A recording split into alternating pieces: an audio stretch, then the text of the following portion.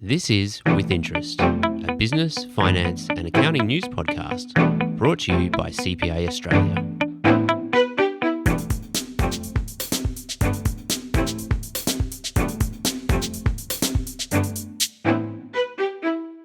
Hello and welcome to this special edition of With Interest.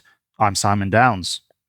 Well, it's the morning after the night before Federal Budget Day 2024.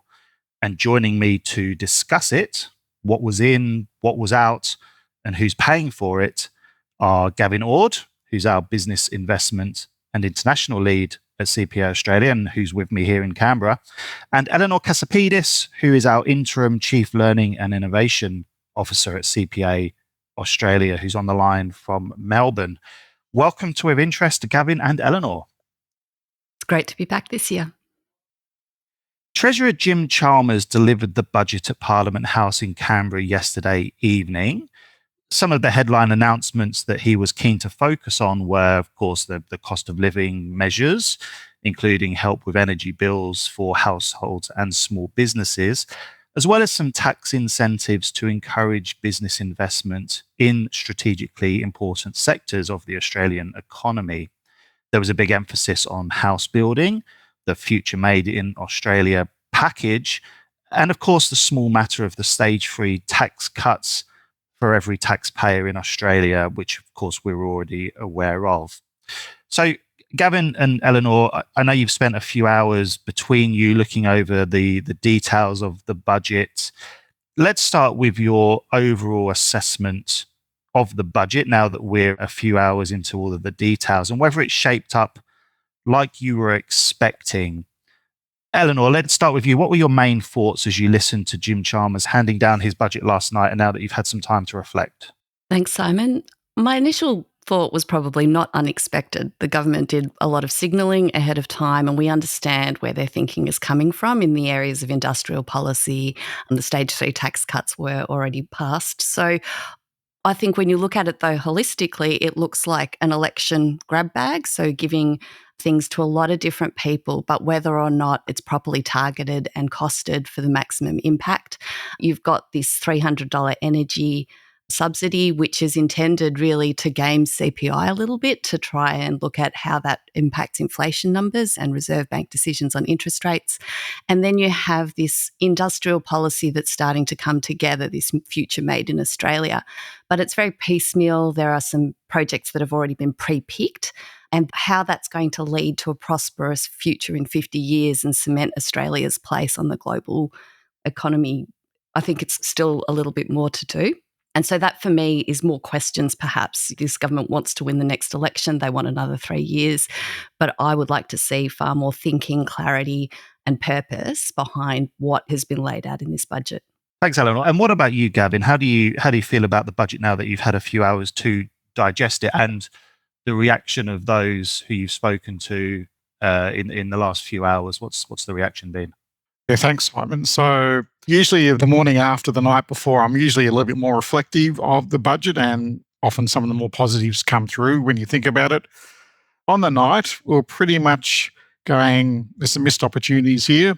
I think on reflection, the government clearly had inflation on its mind, so wasn't able to provide a huge amount of big spend, except in the industry policy area. So Chalmers did do some cost of living relief. So in that sense, he was trying to stop the budget being expansionary, but at the same time, as Elinor said, there was quite a big investment in industry policy, talking tens of billions of dollars over many years. So in that sense, that'll be expansionary over time. So I think he's walking a bit of a tightrope between trying to keep inflation under control, but also trying to reform at least one section of the economy. So on reflection, it's still a bit of a, what's the Seinfeld episode? Meh.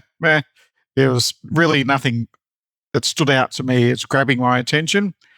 And as Elinor said, I think most of this was signalled, and just a reflection, all governments sort of signal budget announcements beforehand, but there's always a surprise on the night.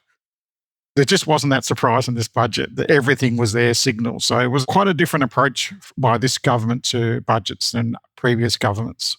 Well, before we go into some details about where the money will be spent, it's probably helpful to know how much the government had to play with and where that revenue has come from. Gavan, can you just run us through some of the budget fundamentals that the Treasurer noted last night? In terms of where the money's coming from, so they're estimating revenue of $711 billion for next financial year. So where does that mainly come from? Well, individuals, personal taxes, that's nearly half of the money, $335 billion from individuals.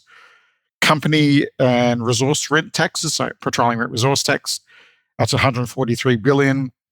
GST is $92 billion. Superannuation taxes are $20 billion. And poor little old FBT, $4 billion. That's where the revenue is coming from in terms of what the actual figures look like. So we're looking at a surplus for this current financial year of $9.3 billion. But then for next financial year onwards, we're looking at deficits. So $28 billion deficit for next financial year. And that's on the back of increasing expenses, particularly in the areas of NDIS, defence, and elements of this industry policy, aged care.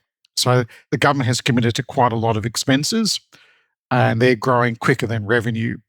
Also, they're sort of predicting a fall off in commodity prices as well. So that'll definitely impact company tax receipts, which Australia relies too heavily on. Just some of the other major economic data. GDP is forecast to grow 2% next year. Unemployment rate is meant to be around about 4.5%. The critical one, which Elinor spoke about, is the government's forecasting inflation to average 2.75%. Now, that's important because for the Reserve Bank, that's within their interest rate target range of 2 to 3%, which means they potentially could start cutting interest rates. But only on late last week, the RBA has higher inflation forecasts. Now, that's before this budget, but let's see if this budget actually makes a real impact on inflation and interest rates.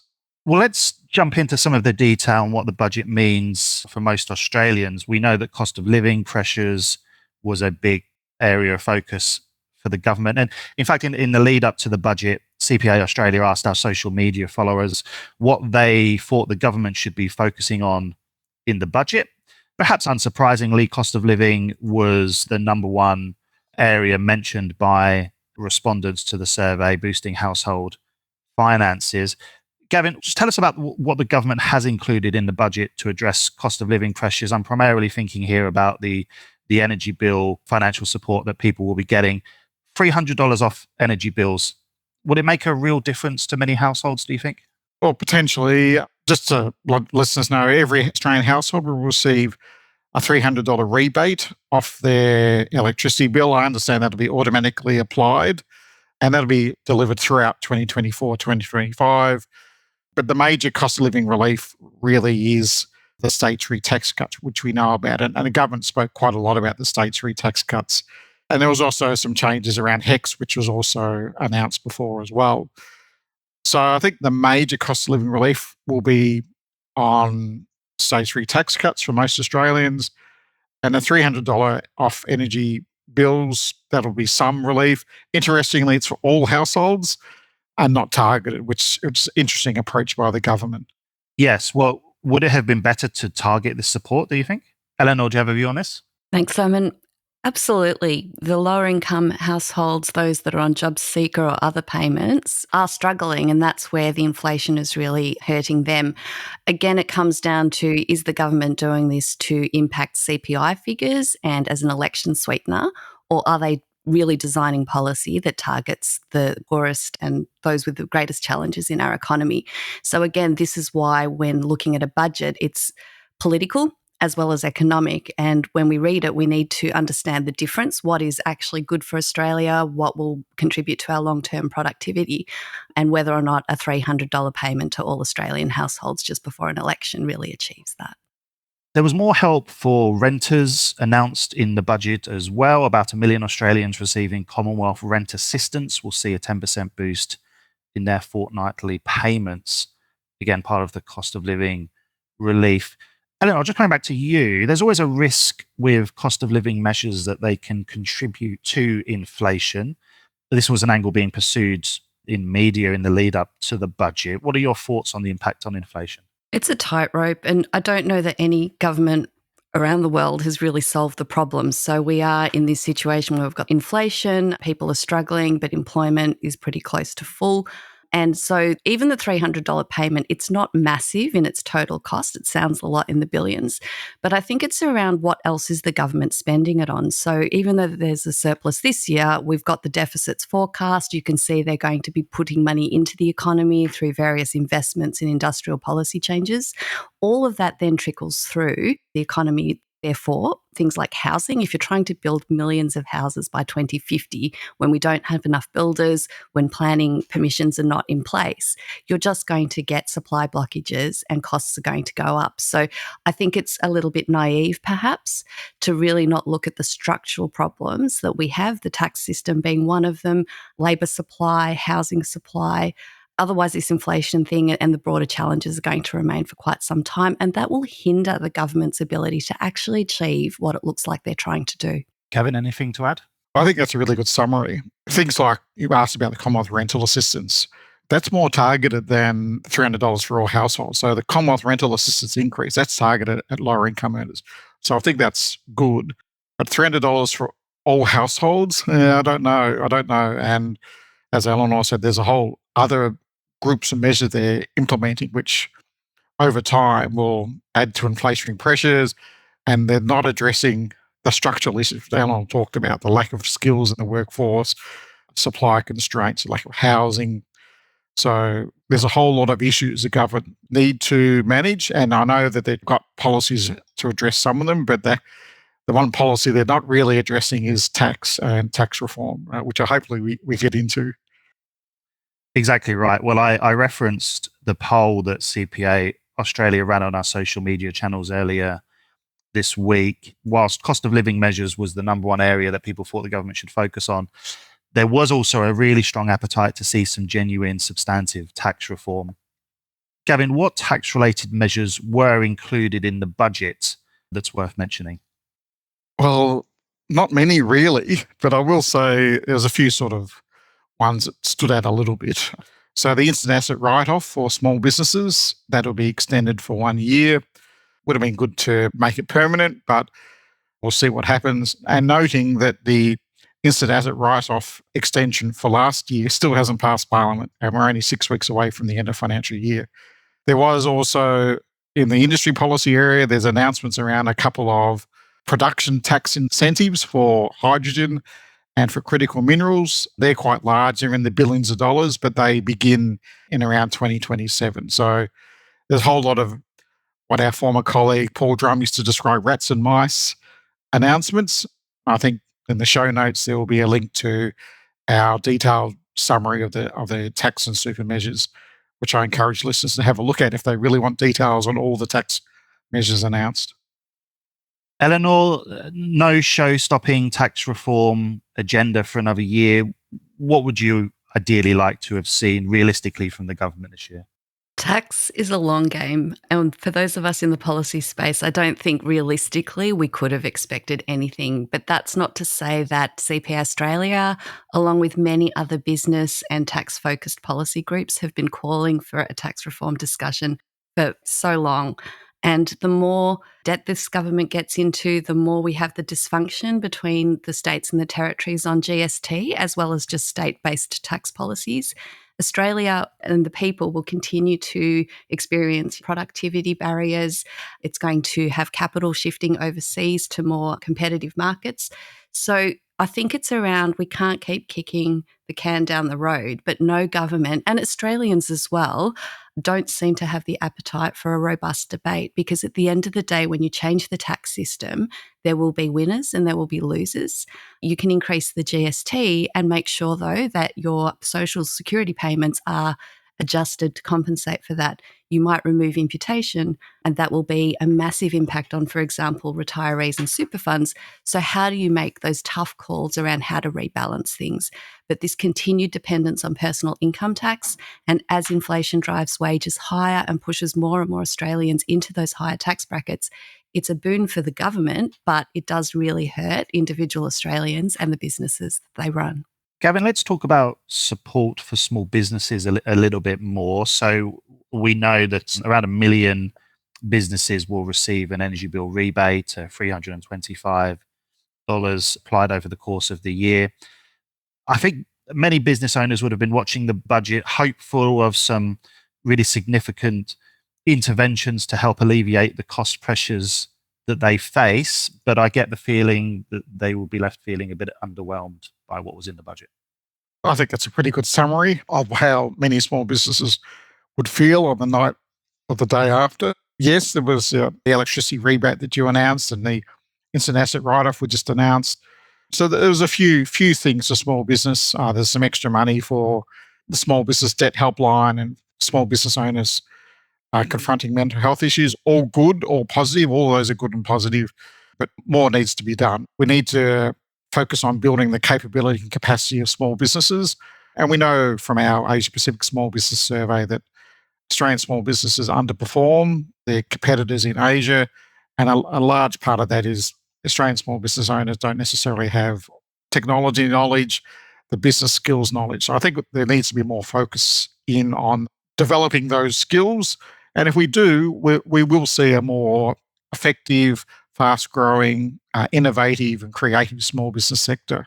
Let's move on to some of the environmental issues mentioned in the budget. Tax incentives for green hydrogen and other industries.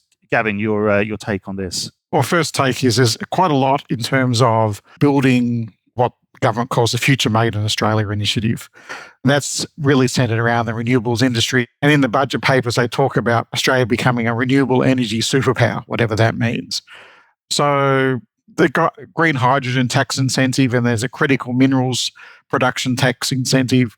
When you look at the numbers, they're pretty big. We're looking at billions of dollars a year. Obviously, that's a reaction to some policies in other jurisdictions like the Inflation Reduction Act in the US. But to put it in perspective, some of those other incentives being put out by other countries, they're in the hundreds of billions of dollars. So in the context of that, Australian support is not huge. Not saying they're bad, just saying, is Australia just sort of catching up? And will this be enough to catch up? The other thing I just wanted to mention was there's about $10 million for ASIC for it to continue its investigations around greenwashing. So obviously that's an issue that keeps coming up. And there's also some extra funding around sustainability financing initiatives. The government wants to encourage the growth of sustainability financing in Australia. Elinor, anything to add? CPA Australia, we see ESG as a really important part of the future. So it is important that the government in each of their budgets does have clear policies to support the transition. Like Gavin pointed out, there is a lot of money. It's being sort of handed out in certain areas. It's important through a policy perspective to make sure that things are being invested in the right things, that we are competitive, that we do have a prospect of long-term success, because we don't want money to be thrown into lovely ideas where Australia really needs to think about its position globally and to focus on what we can do best. But there is that recognition Australians are really innovative. For example, CSIRO funding, it'd be great to see a bit more directed to them so they can decide what will make money and what can be commercialised. I think one of the concerns is when you start to have these funds that start to think that they can pick winners better than the private sector, there's a lot that comes with that. So there needs to be exit strategies, good risk assessments, and a clear approach to how government investment is actually going to look. I just want to say here to that. There's so many industry policies littered with failures that cost a lot of money and a lot of jobs. So that exit strategy is really important, and the governance around these investments is really important. It was interesting that last night, even getting towards the end of the lockup period, people were still seeing new details emerging from the fine print. Of course, thousands of words of budget papers to go through for those analysing them. Was there anything that has taken you by surprise or anything that was buried in the detail that maybe you didn't pick up on at first but have later come across? Maybe Gavin, you first. There's always a lot of little things in the budgets which you pick up over time. One thing we picked up, which is relevant to our members, is that funding and the headcount for both the AASB and the AUASB is being increased. It's a short-term boost for next financial year only, and that's obviously around their climate-related disclosures and assurance project. So expect to see more coming out of AASB and the AASB on climate-related disclosures. Elinor, any small details that have taken you by surprise or anything particularly interesting? I'm probably still working my way through it. As a policy person, I think that announcements and what's in the budget papers are always a great start. What we find that as policies are developed and you see legislation start to go through Parliament, that's where a lot of the details and the devil within them come out. So I think these are overall okay, the idea and the intent that the government's heading towards, but I'm anticipating there'll be some tweaks and some surprises buried in these as the policy intent and the actual design becomes clearer. Can I just add that? So I just picked up the budget papers while Elinor was speaking. I was listening to Elinor. Just a few quick things sweet potato growers. So there's been a reduction in the sweet potato growers levy to 1% of the sale value to nil. So sweet potato growers, great. Your industry levies are down. Australia's got the Rugby World Cup in 2027 for the men and 2029 for women. And there's tax measures around that for the Rugby World Cup to support that. So there's all these little things that come out in the papers. And actually, for the people involved, they're really important. But if you're not involved, they can look a little bit amusing. Well, before we finish up, it may just be worth reiterating the forward economic outlook for Australia. You touched upon the expected deficit to come in future years, Gavan. Is this consistent with what we're seeing globally? Australia is not an outlier in this sense, but what are you thinking in terms of the forecast for the years ahead? So, look, the forecasts for the years ahead are for deficits to continue and Australia's net debt to continue to grow, but as a percentage of GDP to basically flatten out about 21%, 22% of GDP. Those figures in comparison to comparable economies around the world is actually not too bad. So Australia actually has a little bit more room to play in terms of debt and deficits than many other countries. In terms of growth, our major trading partners like China, their growth is slowing, although they're still growing quite quickly in comparison.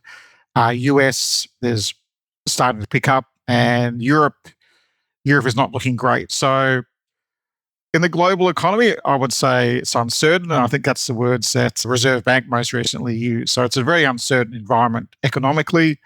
Australia overall is looking okay.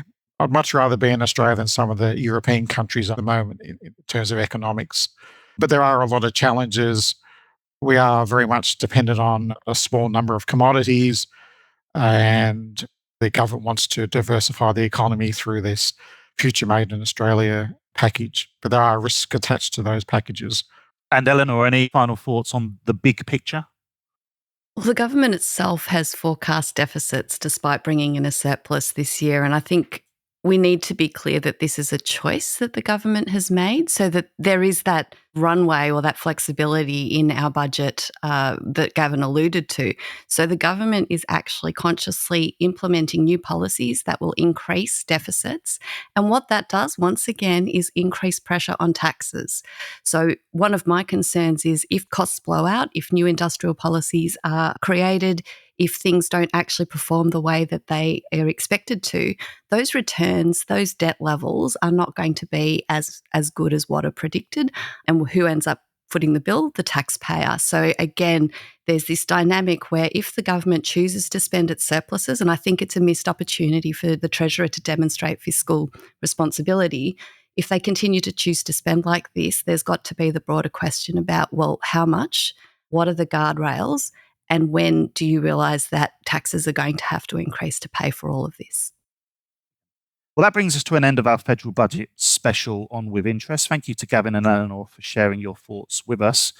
Check the show notes for a link to the CPA Australia website where you can see all of our expert budget analysis.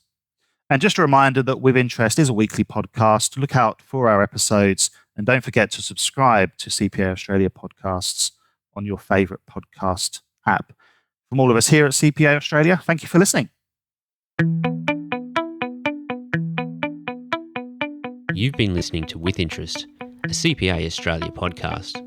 If you've enjoyed this episode, help others discover With Interest by leaving us a review and sharing this episode with colleagues, clients, or anyone else interested in the latest finance, business, and accounting news.